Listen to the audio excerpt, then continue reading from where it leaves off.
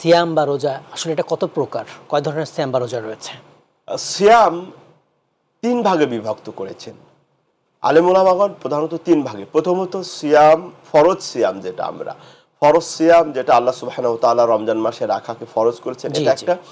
আর কেউ কেউ বলেছেন সিয়াম মুস্তাহাব বা নফল সিয়াম, যেগুলো আমরা আইয়ামে বিদ আরবি মাসের 13, 14, 15 তারিখে রাখি, অথবা প্রত্যেক সপ্তাহে যে সোম বা বৃহস্পতিবারে রাখি, তারপর আরাফার দিনে রাখি, আশুরার দিনে রাখি। এই ধরনের রোজাকে বলা হয়েছে মুস্তাহাব বা নফল সিয়াম।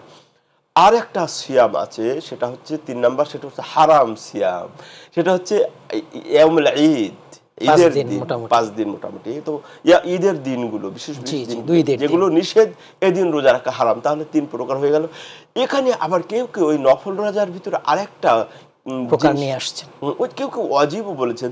কিন্তু আমি মাসলা যেটা দেখেছি, ওই ওয়াজিবটা টিকে না, হয় এটা চলে যাবে ফরজের ভিতরে, তা না হলে নফল থাকবে। এটাই হলো এই 3 প্রকারই গ্রহণযোগ্য। জি।